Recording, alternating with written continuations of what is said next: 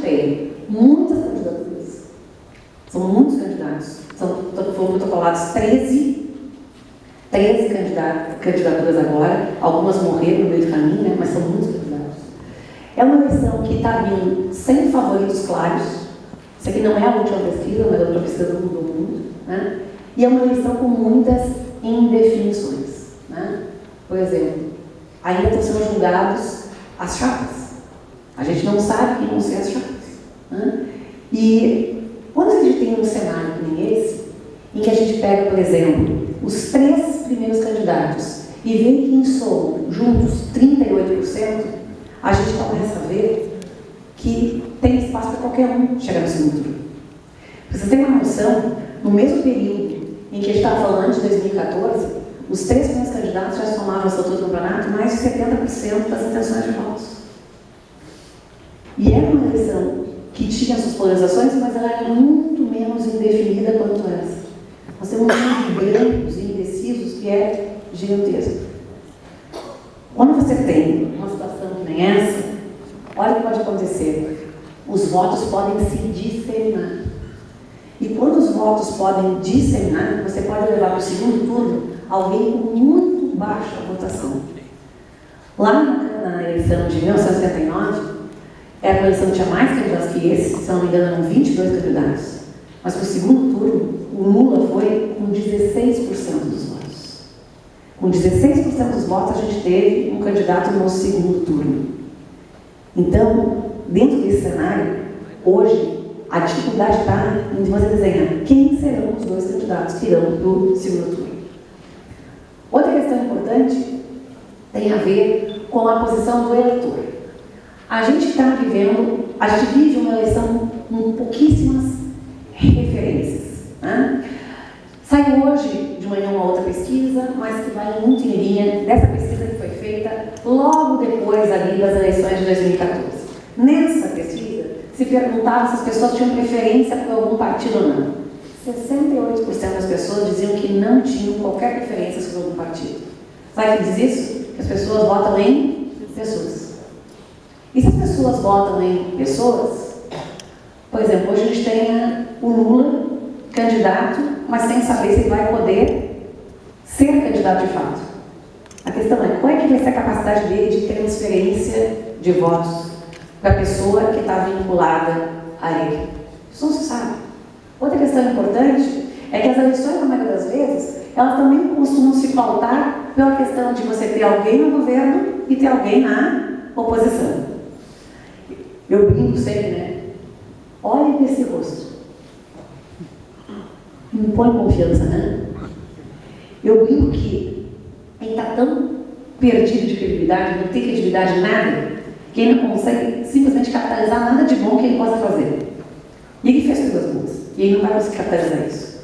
A gente fala, né, que se tivesse um incêndio na Paulista e ele subisse 19 andares de peito nu e salvasse uma criança, ele chegava lá embaixo e o pessoal dizia, foi tudo que botou fogo no prédio. De tanto que o pessoal não consegue ver nele alguém que possa fazer uma coisa boa, certo? Do outro lado, a gente tem alguém que é líder de uma oposição, mas que está preso, certo? E está preso. E que, em alguns momentos, tem uma preocupação muito maior em criar mitos sobre si mesmo do que promover, né, algo menos, vamos dizer assim, um embate menos forte no Brasil entre quem está fazendo o mundo, vamos dizer assim, né? Então, nesse cenário aqui, né, que você tem essa conjunção de fatores desenhando, entra mais um elemento, que é uma população totalmente descrente na política. E essa população descrente na política pode fazer do seu voto uma vingança, pode fazer do seu voto um deboche, pode fazer do seu voto simplesmente algo para mostrar que pode ser diferente. Não interessa que diferente seja esse, né? E isso joga a gente num cenário de segundo turno que simplesmente é imprevisível, porque não se sabe o que vai sair dessas urnas, especialmente do primeiro turno. E diante de todas essas fragilidades, né, eclode o movimento experiência. Esse aqui foi o movimento dos caminhoneiros, né? para mim é uma coisa muito clara, né? Quando você tem um governo muito fragilizado, os grupos que são mais organizados, o que eles fazem? Eles se organizam para ganhar espaços da renda. E o que os caminhoneiros fizeram foi coisas que, historicamente, outros grupos fazem, só que não fazem de uma maneira tão explícita. Eles fazem nos gabinetes de Brasília, né? Eles fazem em jantares. E isso foi feito de uma maneira muito explícita. E outra coisa interessante foi que esse movimento, que era um movimento basicamente de uma parcela da sociedade, tentando se apropriar de uma parte da renda do restante da sociedade, foi apoiado pela sociedade brasileira. A gente costuma dizer que o Brasil foi sequestrado pelos caminhoneiros, pagou o resgate, não foi devolvido e sofreu síndrome de Estocolmo, né? Era a conjunção de todos os fatores. E esse apoio que a sociedade brasileira pegou e acabou dando para esse grupo, para se apropriar de uma parte da renda da sociedade, porque 13,5 bilhões saíram de um lugar do orçamento e foram para outro, veio uma tabela de fretes que bagunçou todo o sistema produtivo brasileiro, fez esse tipo de mudança acontecer. Até então, a gente ainda acreditava que candidatos com propostas de compromisso com a reforma, com reformas dentro da economia brasileira, conseguiriam ganhar espaço dentro da sociedade, ganhar o voto da sociedade. E o que a gente viu depois da crise dos caminhoneiros foi que os candidatos que têm algum tipo de proposta de rompimento ganham vez e voz.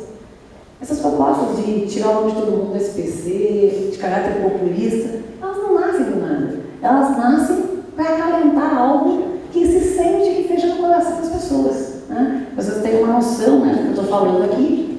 Houve alguns movimentos que aconteceram em alguns grandes varejos no Brasil que acabaram motivando, por exemplo, que o Ciro repensasse nessa fala dele e dissesse o seguinte: olha só, não é bem assim de tirar o nome das pessoas do SPC, porque isso começou a fazer movimentos de pessoas acessar crédito com outros tipos de intenção. Então isso não é uma coisa muito boa para a economia brasileira, né? E quando isso acontece, isso acaba tendo um impacto na economia, né? A dinâmica do câmbio, que vem tanto de um cenário externo que puxa o câmbio agressivo, é reforçado por essa incerteza do cenário interno, a própria dinâmica dos investimentos, que já é uma dinâmica pífia, ela se retrai ainda mais, e a dinâmica do emprego também passa a responder de uma maneira muito frágil. E a questão é, para onde nós estamos indo, né? Bom, quando a gente olha as expectativas de crescimento, a gente vê que houve um derretimento, tanto das expectativas de hoje, né, para 2018, quanto as expectativas para 2019. Se a gente olhar para a inflação, ainda que a inflação esteja controlada aqui, né, ela não é uma inflação que dê para as pessoas brincarem muito com ela, porque ela está uma inflação que já passa dos 4%, está abaixo ainda da meta, mas que é uma inflação que ainda permite que exista uma taxa de juros mais baixa, mas que vai testar aí se a questão do resultado fiscal vai andar em linha, anotei isso no médio e longo prazo também, né? Uma questão importante é que, se por mais que a gente pense nos anos de 2018 e 2019, a gente não pode esquecer de visualizar o nosso problema de longo prazo, né? Antes o Sérgio falava sobre isso também, né? O nosso país está envelhecendo. Com pessoas mais velhas, nós vamos ter uma menor população para gerar produto. É isso que nós vamos ter. Então a gente precisa urgentemente fazer com que a nossa economia seja mais produtiva. A gente precisa fazer isso, né? E para fazer isso, a gente precisa reverter algumas lógicas, né? O Banco Mundial lançou um estudo que mostrou que a produtividade média do brasileiro aumentou em 20 anos cerca de 19%. Né? Isso é muito pouco. Né? E ele recomendou algumas coisas que seriam importantes a gente repensar aqui para tentar fazer com que a nossa produtividade crescesse. Sugestões do Banco Mundial, primeiro, mudam relações entre governo e empresas. Né? A gente tem que fazer menos relação de balcão e mais relação de atacado. A gente tem que fazer regras mais horizontais que sejam válidas para todo mundo, né? Eu tenho ido com outros colegas meus de federações empresariais em reuniões junto às diretorias regionais do Banco Central aqui, né, com representantes de Brasília. Uma coisa que a gente fala muito e repetidas vezes é o seguinte: vamos fazer processo de depreciação acelerada do capital. Se a gente conseguir fazer um negócio desses, a gente consegue melhorar muito a capacidade de investimento da nossa economia de uma maneira equalizada, né? Então, isso seria uma medida, por exemplo, que poderia ajudar bastante. Outra questão importante está ligada às políticas de crédito, né? Nós precisamos melhorar a questão relacionada às políticas de crédito. Tem muito crédito direcionado no Brasil. Quando você tem muito crédito direcionado no Brasil, a parte que paga uma taxa de mercado acaba pagando uma taxa de mercado elevadíssima para equilibrar taxas de juros que são subsidiadas na outra ponta. A gente já falou um pouco sobre a reforma de mercado de trabalho, já avançou a questão da reforma de trabalho, no mercado de trabalho, mas ainda a gente esbarra uma questão importantíssima, né? Quando a gente fala da questão do trabalho intermitente, e eu tenho uma visão positiva quanto ao trabalho intermitente, eu sou uma economista da Federação do Comércio do Estado do Rio Grande do Sul, então a gente usaria muito o trabalho intermitente, e eu acho que isso seria uma coisa que poderia ajudar muito pessoas que não têm, muitas vezes, até disponibilidade de trabalhar o dia todo, né? O que a gente vê? Que existe vontade das empresas contratarem, mas existe receio também das empresas contratarem. Então, o que a gente enxerga são as empresas médias esperando as empresas grandes contratarem no regime de intermitência. Para quê? Para ver como é que os juizados vão responder por isso, para depois elas fazerem os contratos, né? E isso é ruim, muito ruim. Quando a gente não consegue confiar que a lei que está escrita vai ser a lei que vai ser cumprida. Isso gera passivos. E para quem está lá na ponta fazendo a economia girar de verdade, é o que importa, né? Isso é muito ruim. E tem outras sugestões que são relevantes, né? Como, por exemplo, a clareza da legislação. Gobetti é só daquelas economistas que fica lendo a lei para ajudar as empresas, né, a fazer as suas escolhas. Esses dias, né, tá aqui gente da minha assessoria econômica lá da FEComércio, tinha eu, doutor em economia, tinha um mestre em economia, tinha 3 advogados e a gente não conseguia entender o que a lei dizia. Se a gente não consegue entender o que a lei diz, como é que a gente quer fazer que alguém que está querendo empreender o faça? Não dá.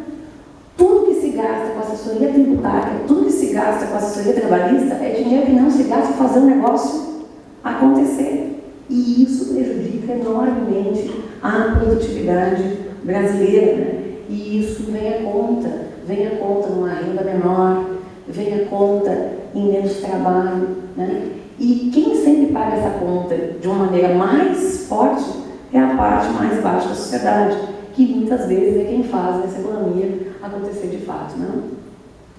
Por fim, eu não podia deixar de falar, né, das reformas que a gente precisa fazer e que hoje se fala em se fazer, né?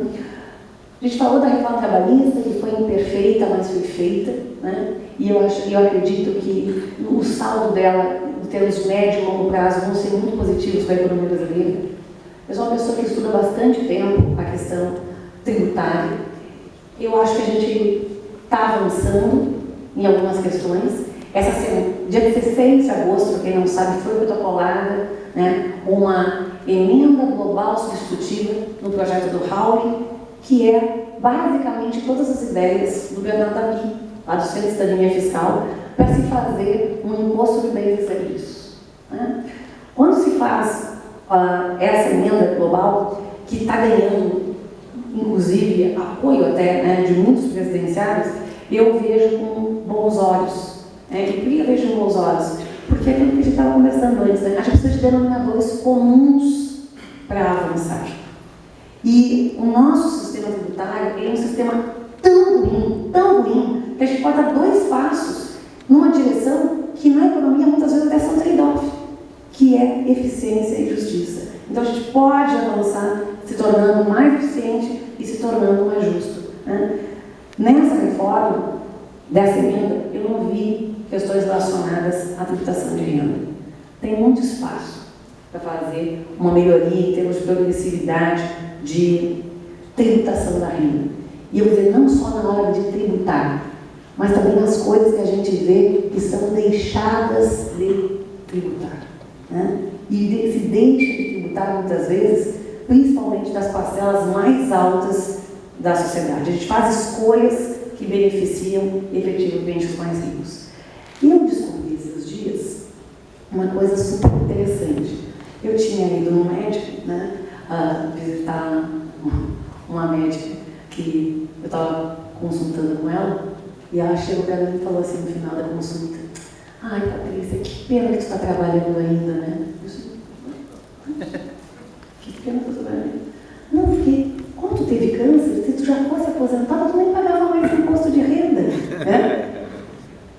Eu falei, como assim? Tu não sabe? Pessoas que têm câncer de mama, né, e estão aposentadas, elas estão livres de pagar imposto de renda. Não precisam mais. O engraçado é que quem paga imposto de renda é o espectro mais alto da renda. Isso não é uma política que vai ajudar a pessoa mais pobre. A pessoa mais pobre vai continuar a ter tido câncer e não vai ter benefício nenhum. As pessoas que são mais ricas vão fazer isso e vão conseguir ter isenção de imposto de renda. Por isso, olha, que bom, né, que eu ainda estou trabalhando. Né? Que bom. Outra questão importante está ligada à reforma administrativa também, né? A gente tem que pensar num Estado brasileiro que tem que se perguntar se precisa ter tudo que tem. Não é porque um dia foi feito que precisa continuar existindo. Né?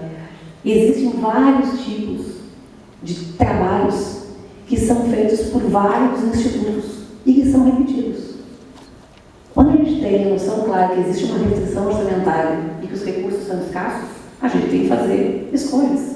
Fazer 2 vezes o mesmo trabalho com recursos que são escassos é rasgar um dinheiro que a gente não tem. Né? Então a gente precisa repensar essas questões. Né? A gente precisa repensar esse tamanho de Estado que, de novo, não necessariamente tem que ser um Estado que vai ser um Estado que vai tirar o bem-estar das pessoas. Não é isso que a gente está falando. O que a gente está falando é de ter um Estado do tamanho que a gente pode pagar por ele e que seja eficiente nas suas entregas à sociedade. Né? O que a gente quer quando a gente paga os nossos tributos é enxergar na ponta do serviço que a gente recebe por eles. Qualquer outra coisa diferente, nós vamos ficar insatisfeitos. Ficar muito insatisfeitos em relação a isso. E isso também gera muitas tensões dentro da sociedade. Eu falei, então, da reforma previdenciária, que para mim é a questão da vez, eu acho que é uma questão que a gente não pode adiar. Eu falei da reforma tributária, então, da reforma previdenciária, da reforma tributária, que é algo que a gente pode avançar tanto em questão de eficiência e de justiça. Eu acredito que a gente precisa de uma reforma administrativa, e isso é relevante para a gente colocar, de novo, gasto e receita andando no mesmo pé. E a gente precisa deixar claro que a reforma trabalhista que foi feita vai continuar valendo. Porque a gente precisa de segurança para tomar as decisões. E isso é importante para toda a sociedade brasileira. Eu gostaria de agradecer muito a paciência de vocês. Eu gostaria de agradecer ao Corecon, que acreditou em mim para poder substituir o professor Samuel Pessoa. E agradecer ao Bruno também, né, que aceitou o papel de me substituir na mediação. Muito obrigada a todos.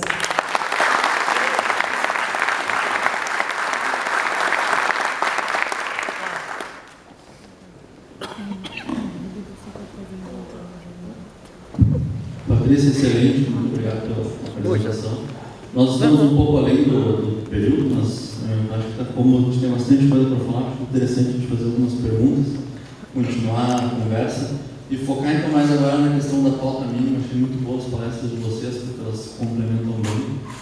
E então agora trazer para a realidade de 2019, né? Vocês já falaram em reforma, ambos falaram em reforma tributária, ambos mencionaram reforma previdenciária, também falaram de reforma administrativa, das incertezas futuras. Eu gostaria de trazer especificamente para o que é o maior componente do gasto hoje público, que é a questão da previdência. Existe sim déficit da previdência, independente da maneira que a gente calcula, e dito isso, ela precisa ser feita. Só que existe o regime geral de previdência, que é o INSS, e o regime próprio. Ambos são deficitários, A questão é que, caso então nós precisamos de uma reforma, quais seriam os fundamentos que, independente de quem ganhe a eleição, necessita manter essa reforma, seja uma pessoa mais de direita ou uma pessoa mais de esquerda? Bom, acho que pode começar contigo, pode ser, professor? E depois acho que estamos 5 minutos para cada um.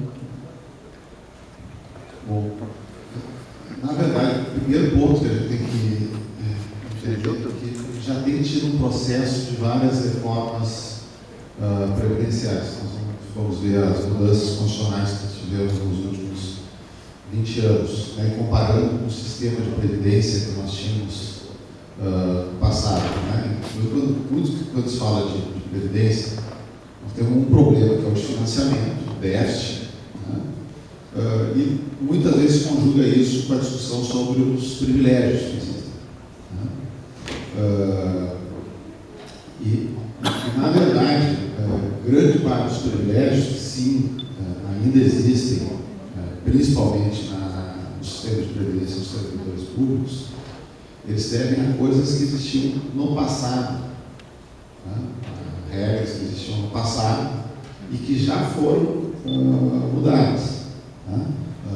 Para quem não sabe, aqui para gerações mais novas, antigamente você imaginou o sujeito começava a trabalhar no setor público, tinha um período que não havia nem contribuição previdenciária, ele tinha algumas promoções na carreira, trabalhava às vezes como chefe em algum setor por 1, 2 anos, incorporava no seu salário, depois daquilo lá, aquelas gratificações, e aí se aposentava um valor lá em cima do último salário ativo.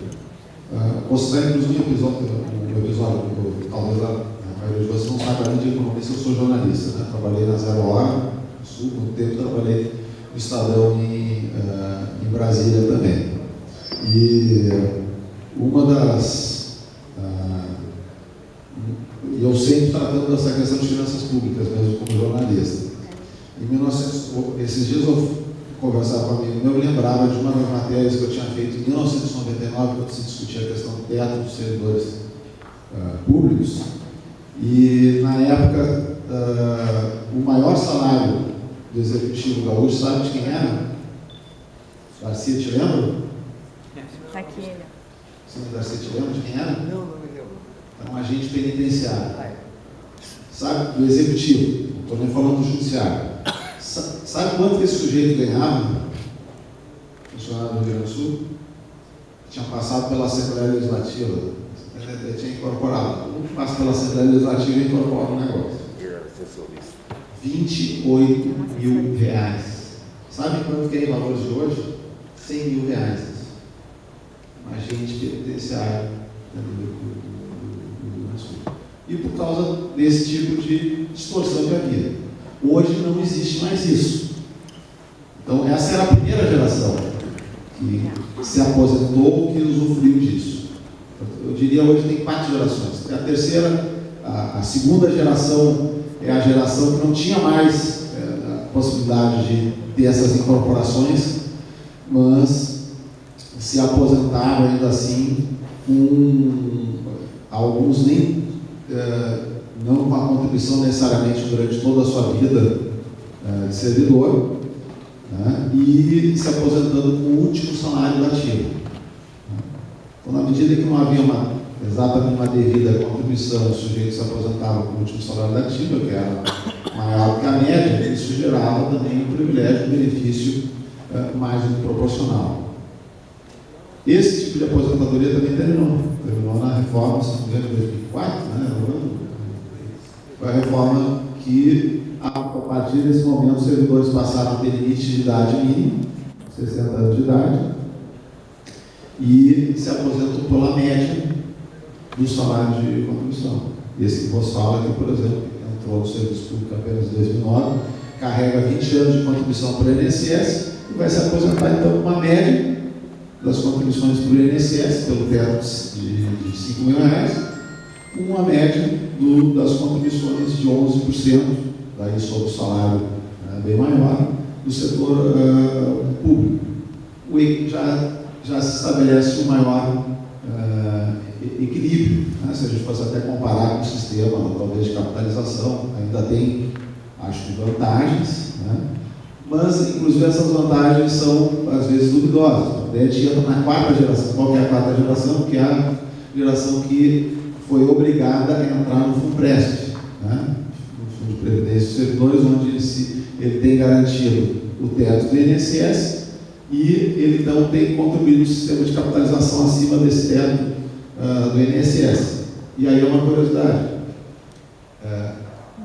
Centenas de colegas meus, servidor público, inclusive alguns que ainda tinham direito à aposentadoria no sistema da segunda geração, migraram recentemente para o sistema de FUNPRESP. O prazo para adesão foi agora, final de julho. Eu, como conselhador, não migrei. Então, esses gargalos têm sido fechados progressivamente. Agora, há o problema de que os privilégios que existiram no passado, esses são protegidos pelo direito adquirido e é muito difícil de conseguir modificar isso retroativamente. Então, no fundo, a reforma da Previdência tem um componente, eu vinha falando de conflito distributivo, tem um conflito intergeracional. Na prática, tem problema que as gerações atuais vão ter que pagar mais, porque vão ter que financiar por um tempo esses privilégios do passado. Né? Então, eu acho que é importante, no caso do regime geral, não falei, porque eu estava falando mais do servidor público, mas no regime geral tem um déficit, digamos, expressivo. Acho que é importante introduzir a idade mínima, que não existe no regime geral, mas eu não concordo com todas as propostas que estavam sendo discutidas lá em Brasília nessa última reforma, né? Inclusive de colegas meus, um colega meu que conduz a Secretaria de Previdência complementar lá no Ministério da Fazenda. Eu acho que nós temos que ter um cuidado, porque nós estamos misturando duas coisas. Nós temos uma questão, tem uma parte desses benefícios que são efetivamente previdenciários, e tem uma parte desses benefícios que são assistenciais. Né? E por isso que eu mencionei, fiz toda aquela exposição lá no início para mostrar a importância que tem o Estado de Bem-Estar Social. Seja, ele tem custo, mas ele também traz um benefício. Tendo custo, nós temos que ver como financia ele, mas nós não podemos simplesmente deixar de ver a importância que ele tem, a importância que ele teve, a importância que ele pode ter. Então, muitas vezes aquela atitude de menosprezo, o aposentado do rural, o sujeito que não contribuiu nada, ele está ganhando. Aí eu acho que entra numa área onde a sociedade tem que fazer uma opção. Isso são as sociedades democráticas. A sociedade tem que decidir se quer ou não quer pagar. Né? Eu acho que faz parte das democracias mais avançadas haver um custeamento, um financiamento coletivo por uma parte de benefícios de quem não teve condições de contribuir. Sobre reforma tributária, a gente fala no próximo bloco. Tá? Bom, sobre a reforma previdenciária, né? Eu acredito o seguinte: basicamente, a gente pode falar, então, sobre o sistema do regime geral e da previdência, do regime próprio dos servidores públicos. Uma questão importante quando a gente fala do regime próprio é que, basicamente, o déficit do regime próprio está estabilizado, diferentemente do que está acontecendo com o déficit do setor privado, que é um déficit crescente. Mas uma coisa que a gente não pode esquecer aqui, nessa parte do regime próprio, é que a Constituição prevê a garantia de direitos adquiridos, mas ela não garante a previsão de direitos. Isto é, se os indivíduos, ao longo do tempo, houverem mudanças estruturais que justifiquem que algumas regras sejam modificadas para que no futuro esses direitos que um dia foram prometidos e, portanto, são previsão de direito não aconteçam, isso pode e deve ser repactuado, porque senão você vai forçar uma parte da sociedade a transferir renda para essa outra parte da sociedade. Da mesma forma como alguém um dia entrou no setor público em algum momento e não cumpriu ainda as garantias para ter acesso à aposentadoria, um dia eu, por exemplo, também entrei no setor privado e também tive promessas que estão sendo repactuadas porque os condicionantes mudaram. Então, isso é uma coisa importante de ser salientada nesse ponto. Mas, sem dúvida nenhuma, no setor público algumas coisas avançaram e avançaram muito positivamente. Só que essa questão de, por exemplo, ter uma idade mínima na economia é fundamental, porque o que se estabeleceu foi de idade mínima para o servidor público federal. Os servidores públicos estaduais, está aqui o nome do Darcy, né, que a gente cansa de estudar essas coisas, a gente tem um problema seríssimo, que a grande massa de servidores públicos do Estado do Rio Grande do Sul, que está na educação e na segurança pública, se aposentam muito cedo. E como se aposentam muito cedo, a gente às vezes tem que pagar 2 e levar 1. Né? É muito grande, é muito grande. Então, estabelecer uma idade mínima para o funcionalismo, para a sociedade como um todo, é muito importante. E a questão dos estados, especificamente, ela é de natureza fundamental. Quando a gente olha para o sistema do regime geral, eu acho que o ponto 1 é a idade mínima. A idade mínima, eu acho que é um ponto fundamental. E basicamente por quê? Por aquele motivo que você conversou antes e falava aqui sobre a questão da desigualdade. Né? O pobre já se aposenta com uma idade mais alta. Né? As parcelas mais ricas da sociedade é que conseguem se aposentar com idades mais baixas, que ficam mais tempo recebendo e têm salários médios maiores. Então, estipular uma idade mínima é fazer gente como nós trabalhar até os 65 anos. Né? E isso é bom em termos de receita e em termos de despesa. Isso é um ponto 1. Outro ponto que eu acho que é muito relevante é a gente continuar avançando nessa questão das pensões. Né? A gente teve avanços significativos, mas a gente ainda tem que avançar na questão das pensões.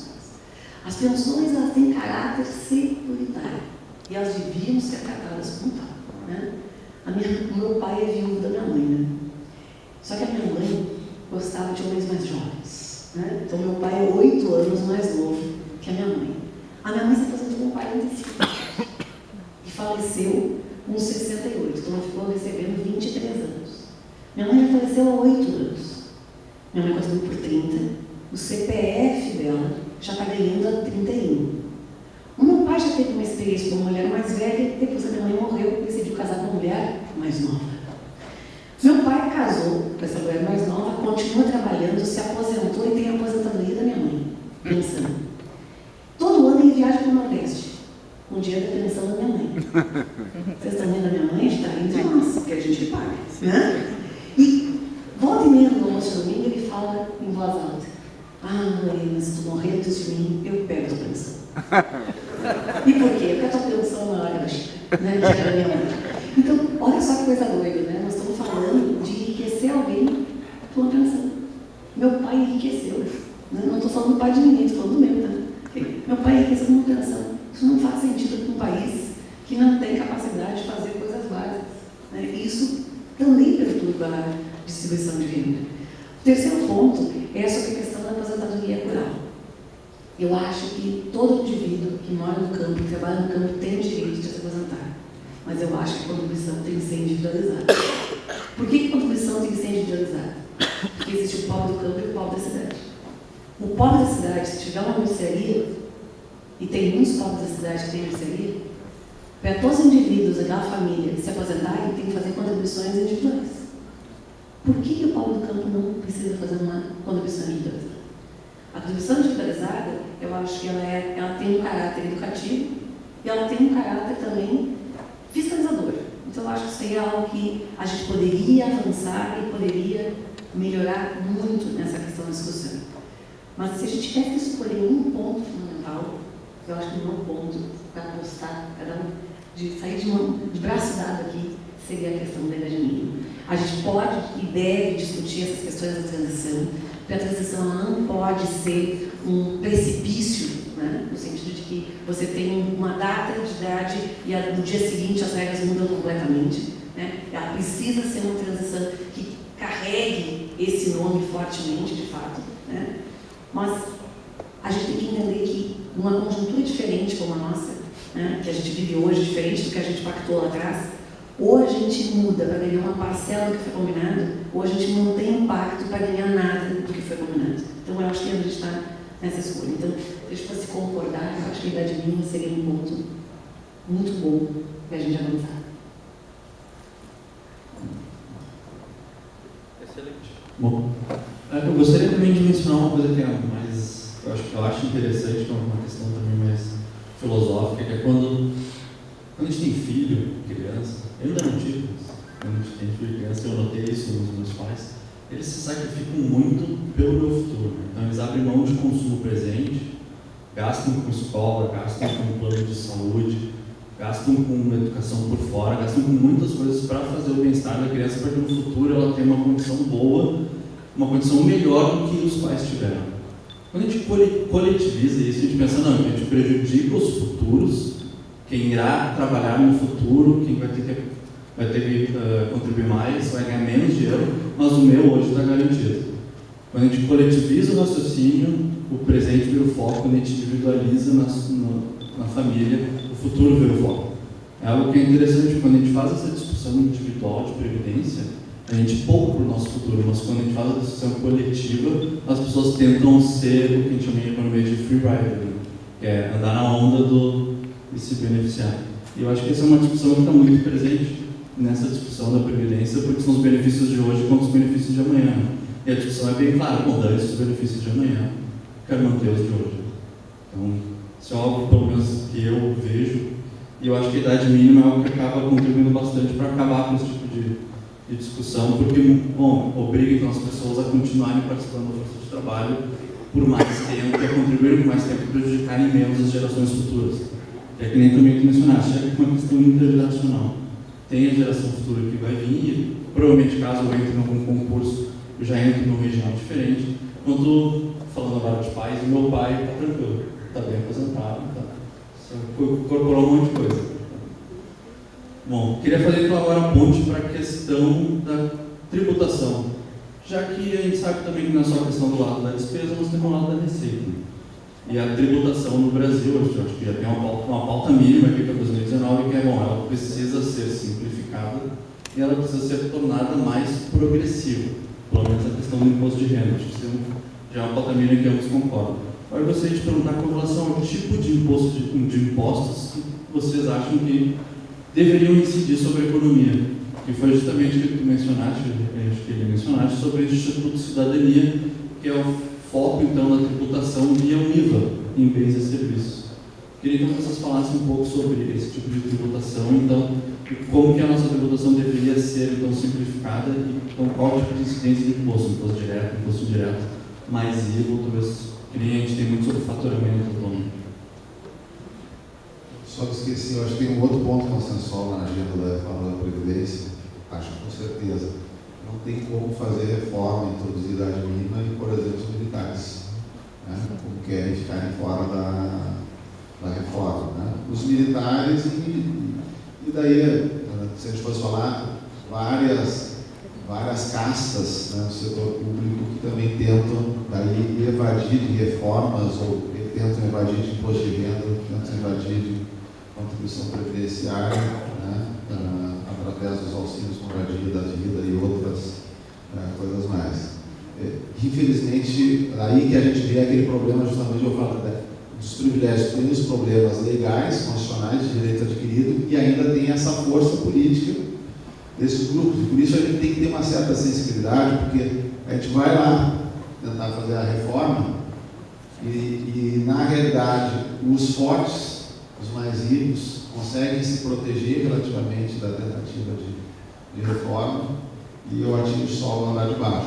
Por isso eu acho que também entrando na discussão da reforma tributária, eu acho que ela pode ajudar a tentar complementar e tentar fechar algumas lacunas disso. Mesmo do ponto de vista previdenciário, tem estados aí que estão aumentando a contribuição previdenciária, né? Essa era uma discussão, porque em tese não poderia diferenciar a dívida previdenciária conforme a renda, né? Mas tem estados que parece que esquecem, se não me engano, devolvem uma parte, aplicam, né? Tentam driblar essa restrição, né? Então, ou seja, principalmente para quem ganha, né, salários muito altos no setor público, ou mesmo já estão aposentados, a gente tem que procurar introduzir uma maior progressividade. Bom, mas indo para a questão então, da proposta, tanto da tributação da renda quanto do IVA. Como eu tinha dito na minha apresentação, não tem dúvida da importância da reforma do IVA, parece que é um consenso, né, tecnicamente é um consenso geral entre economistas, pode mudar um pouco de como implementar a reforma, todo mundo concorda com a criação do IVA. Eu, em muitas exposições que eu tenho feito, na semana passada mesmo, estava com uma apresentação do Conselhão, lá da Presidente da República, com o Raul e com o Zé Roberto Afonso, e onde eu, inclusive, disse, além dos ganhos de eficiência que tem para o setor produtivo, a introdução do IVA, acabar com essa parafernália que é PIS/COFINS, mais IPI daqui, mais CID daquele outro, mais o ICMS de diferentes tipos e mais o ISS, transformar isso tudo num único imposto, de preferência com uma alíquota única, né? Uma proposta interessante que tem dentro da proposta do API, tu lida com a questão da seletividade, por exemplo, em vez de tu usa uma alíquota única, em vez de tu reduzir, por exemplo, a tributação de alimentos, que dizem que poderia ajudar os mais pobres, mas é aquela coisa, qualquer um de nós se beneficiaria com uma desoneração, por exemplo, da cesta básica. E na proposta dele, que internacionalmente já começou a ser aplicada para alguns países, ela é o seguinte: o sujeito tem um tipo de cartão de cidadão, se fosse ter o cartão do Bolsa Família, que tem o registro do CPF, já se sabe efetivamente qual que é a renda daquele sujeito, ele compra usando aquele cartão e ele recebe, então, no cartão dele, o dinheiro, né, dependendo se o sujeito é pobre, ele recebe o dinheiro embutido de imposto naquele bem que ele adquiriu de volta para o cartão. Então, essa é a proposta, né, que está sendo feita, né, pelo ABI. Então, acho que ela resolve, ela permite tu resolver essa parafernália de tributos cumulativos, né? E ela também corrige graves distorções federativas. Está falando de questões distributivas entre as pessoas, nós temos um problema distributivo na federação muito, muito sério.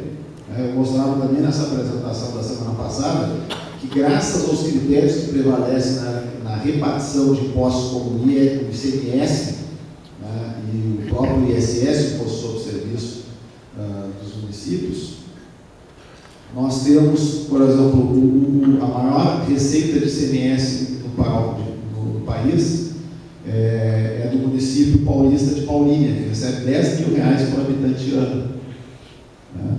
E a menor arrecadação de ICMS é um município, agora não me recordo bem, do Nordeste, que tem uma receita de aproximadamente R$50 por habitante ano. Então, seja, uma diferença astronômica. E isso também deve nos preocupar, porque vocês imaginem, quer dizer, o cidadão de Paulínia tem um governo que tem muito mais dinheiro que precisa para prestar os serviços públicos essenciais para o cidadão. Nós temos um outro município que não tem o mínimo necessário para atender em saúde e educação. Então, geralmente, geralmente dentro da proposta do API, as pessoas do mercado vêm na reforma tributária com uma questão de eficiência só econômica desse ponto de vista, e a melhoria distributiva federativa também oferece um ganho para a sociedade importante. Mas tem que ser complementada com a reforma da tributação da renda. Não é por acaso, você deve ter visto hoje em dia que já vários candidatos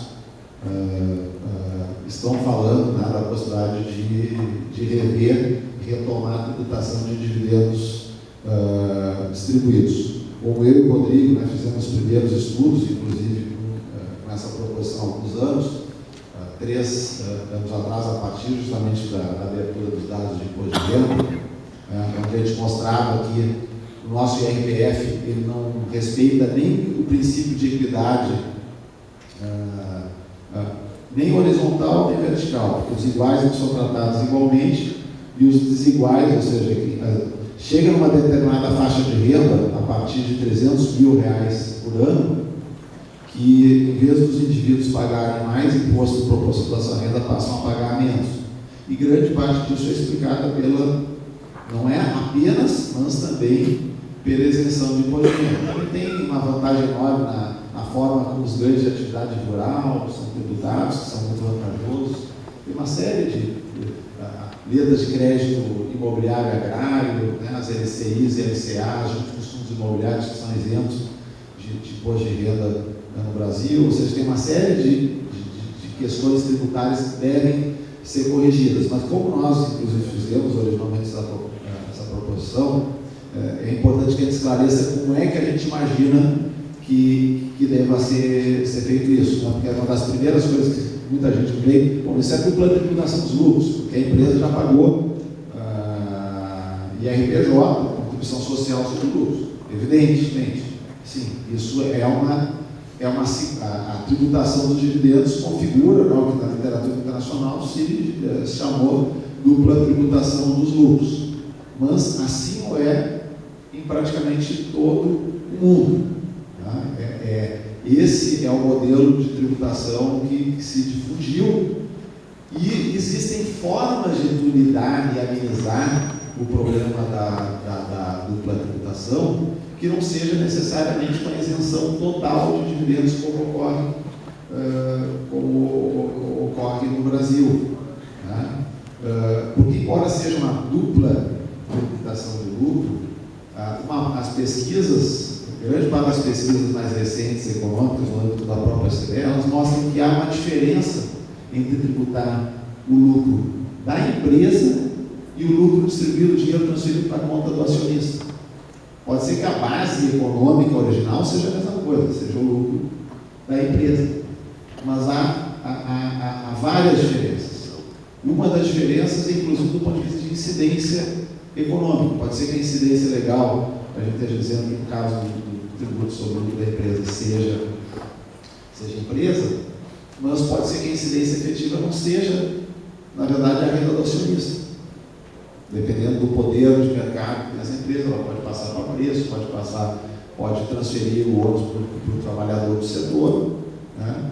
E, em função disso, o conjunto de pesquisas econômicas tem que demonstrar o seguinte, que o imposto sobre a renda das empresas, sobre o lucro das empresas, é altamente, muito negativo para o crescimento econômico. Ele é ineficiente.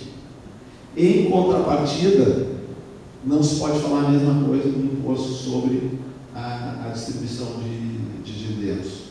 Daí sim eu estou acertando diretamente na renda do acionista e de uma renda que saiu do circuito da produção.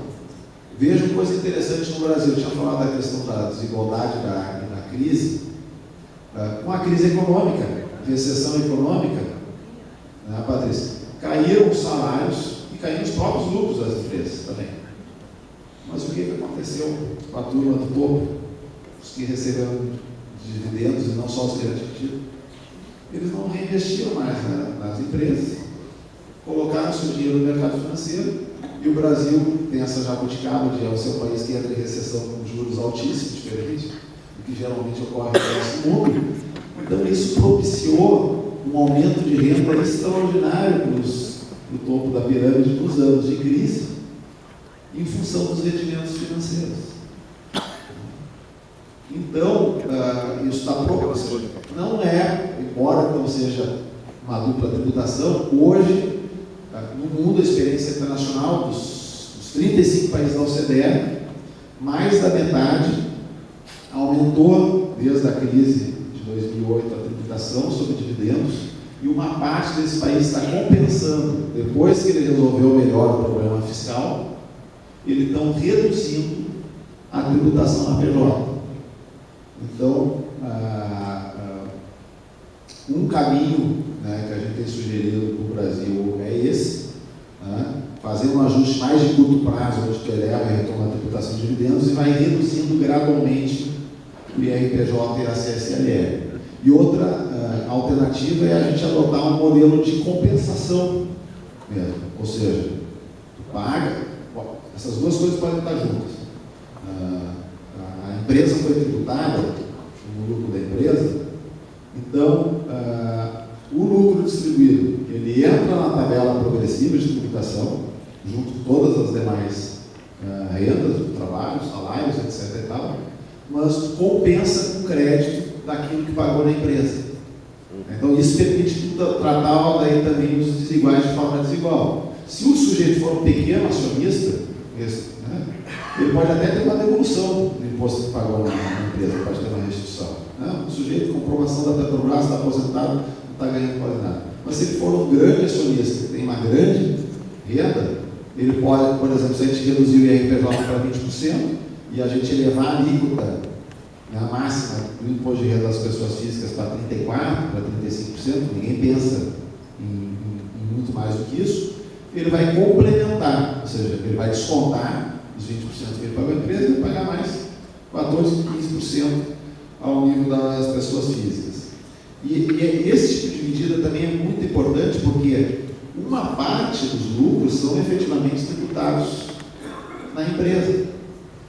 Mas existem muitos negócios onde o lucro também, a gente tem um caso de dupla não tributação dos lucros. Tá? Como é que funcionam as empresas que estão no regime simples do lucro presumido? Talvez vários dos senhores, talvez aqui, sejam empresas de coisa. Eu acho que se existe o sistema, tem que ser utilizado, evidentemente, tem a vantagem, mas não se explica que uma coisa é adotar um sistema simplificado e condições melhores de tributação para pequenas empresas, mas não do ponto de vista do lucro e da renda. E hoje, da maneira como funciona, uma empresa, por exemplo, do Simples, que fatura em 360 mil, pode ser um sujeito só. Ele cria uma empresa do Simples, de consultoria, setor de serviço, fatura 360 mil reais por ano, paga uma alíquota total de 10%, que quer dizer total está incluído inclusive os 20% de contribuição previdenciária patronal. Né? Então está dentro dessa contribuição previdenciária patronal total e tem lá 1,5%, tá bem que faz 1,5% que é imposto de renda. Ou seja, com isso, quem é que vai ficar trabalhando, submetendo-se a uma alíquota de 27,5% como assalariado? Né? Não tem todo incentivo para ele criar a empresa de uma pessoa só, não uma PJ de uma pessoa só. Isso, além de criar um enorme desequilíbrio, uma diferença, né, no sistema tributário que não se justifica, ele ainda está criando, como eu falei também antes, está criando, agravando o problema para a própria previdência social. O modelo norueguês ele tenta lidar com isso ao tributar só o lucro extraordinário. Porque uma empresa de uma pequena só, ou seja, o capital social dela é baixinho. A rentabilidade sobre o capital, digamos, né? Pelo que eu conheço de empresas que existem de consultoria, o sujeito bota lá 10 mil reais no capital social. Nunca vi alguém que bote 1 milhão. Tá? Se ele botar 100 mil reais, tá? Se ele botar 100 mil reais, o que é o retorno normal do capital? 10%? Né? 100 mil, 10 mil reais por ano. Se ele faturar 360, né, ele vai ter não tributado 10 mil dos 360 só. Então, resolve o problema do artifício tributário que é utilizado na questão da pejotização. Bom, então, para a gente resumir aqui, para caminhar para o final da nossa conversa, né? Basicamente, quando a gente está falando de tributação, a gente tem que entender no Brasil que a tributação é muito ruim porque ela é reativa, em grande parte. Né? Tem um livro que meus alunos estão lendo, do Marcos Mendes, que é o Porquê que o Brasil Cresce Pouco, que trata justamente disso. Né? Ao longo do tempo, a gente construiu um crescimento do gasto, e para financiar esse crescimento do gasto, a gente teve que criar tributação. E toda vez que a gente teve que criar mais tributação, a gente foi saindo da tríade básica, que é a tríade da renda, da propriedade e do consumo. E cada vez que a gente ia saindo dessa tríade, a gente ia perdendo qualidade, a gente ia perdendo eficiência e a gente ia criando injustiça. Né? E mesmo dentro dessa tríade, a gente faz algumas coisas absurdas. Como ao longo do tempo a gente se forçou a criar receita, a gente criou mecanismos para conviver com os absurdos. Na minha opinião, o simples, do presumido, são formas da gente tentar conviver com um sistema caro e complexo. E a gente tenta fazer com que algumas partes da sociedade fiquem mais fora desse sistema. Só que se ignora que ao fazer isso, né, a gente cria uma série de outros problemas, que são esses problemas, por exemplo, que você citou. Na minha opinião, a gente teria que avançar em cima dessa tríade, para deixar que essas outras coisas ficassem menos tributadas. Porque assim a gente evitaria muito o problema de mexer com preços relativos e, portanto, mexer com as escolhas dos indivíduos, né, das empresas, e com isso a gente ganharia no médio e no longo prazo. Hoje tem discussão, eu disse antes, né, na Câmara, uma proposta que basicamente foca na questão da tributação dos bens e serviços, que é uma proposta nascida lá no Centro de Cidadania Fiscal. Aonde eu acho que essa questão é muito inteligente, que ela costura uma questão da arrecadação, em termos de o que vai ser tributado, com o que vai ser gasto. Hoje a gente sabe que com as vinculações orçamentárias que existem, toda vez que se quer aumentar o gasto em alguma coisa, o esforço tributário que tem que ser feito é infinitamente maior. E a gente acaba gerando uma necessidade de arrecadação maior e provocando até gastos que não seriam necessários. Quando a gente desenha lá, nessa proposta do API, esse novo desenho, você permite que existam vinculações, por exemplo, para a saúde, para a segurança, esse é um exemplo, não é ser para a segurança especificamente, né? E recursos livres. Então, você começa a ter capacidade de mexer em partes das alíquotas sem ter que mexer no todo. Então, o impacto é muito maior, né? Em termos de você conseguir arrecadação e não necessariamente gerar gastos que não necessariamente seriam necessários, né? Outra questão importante que eu vejo nessa proposta do API é a gente tentar fazer minimamente uma questão mais homogênea e clara e, portanto, mais fácil para fazer negócio. E isso é uma coisa importante. Se a gente quiser crescer, a gente tem que facilitar negócios, né? É impossível conviver num país em que o maior tributo para o valor adicionado, que hoje nem é tão valor adicionado assim, né, que é o ICMS, tenha 27 legislações diferentes. Isso você está pedindo para o problema acontecer. Na proposta do API, por mais que dê liberdade aos estados, né, a tributação ela fica no destino e ela parte de uma alíquota única de pleno conhecimento de todos. O maior imposto, na verdade, 40% da arrecadação dele se dá em 3 setores. Apenas que é combustíveis, energia elétrica e comunicações. Comunicações perdeu, inclusive. Comunicações perdeu espaço, inclusive, por causa do WhatsApp, né? Então, a tributação sobre os combustíveis aí explica, né, um pouco do programa dos caminhoneiros, são 50%. Então é isso que a gente faz. No Brasil a gente não tributa, né, a renda lá de lucros distribuídos por muitos ricos e mete a mão, mete a faca, o que é fácil de arrecadar. Outra questão importante, por exemplo, é que nessa proposta se limpa questões de isenções. Então, se pensa o seguinte, você não vai fazer isenções que sejam isenções generalizadas, né? Para quê? Para que, primeiro, se tenha clareza do que quando se paga, né? E depois, se tiver que se abrir mão de receita, que se abra a mão da receita, efetivamente, daquela parte da população mais pobre que não possa pagar. Então, isso é uma coisa interessante também. Eu acredito que a gente tem que avançar nessa questão da tributação sobre a renda. Existe muito espaço, e de novo, não só na forma de tributar, mas também da receita que a gente deixa de arrecadar. E aí, uma coisa que está muito em voga é falar na questão da tributação sobre dividendos, que é uma discussão que precisa acontecer, que precisa se avançar nesse sentido, mas existe um outro ponto que é fundamental também, que é rediscutir esses gastos tributários. Existem muitos meios em que o governo abre mão de receita e que, na verdade, né, se abrir mão de receita, ele simplesmente transfere receita para a parcela mais rica da sociedade.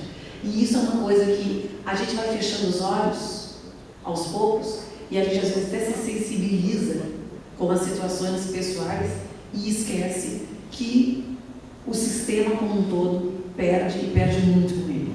A questão da tributação da propriedade também é algo que é importante se avançar, né? Mas muito importante, além de se avançar nessa discussão, é se pensar na regulamentação.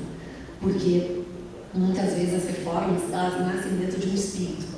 E as regulamentações, elas distorcem esse espírito. Por quê? Porque na prática, o que vai funcionar é a regulamentação. é como isso vai ser desenhado. Então a gente tem que pensar, por exemplo, que quando a gente discute tributação sobre heranças, existem as heranças do pai que deixa a casa para o seu filho, e esse vai ser o único bem, muitas vezes, daquele filho, tá certo? E a gente está falando também, muitas vezes, de pais que deixam fortunas para seus filhos. Então, isso são coisas que estão de natureza totalmente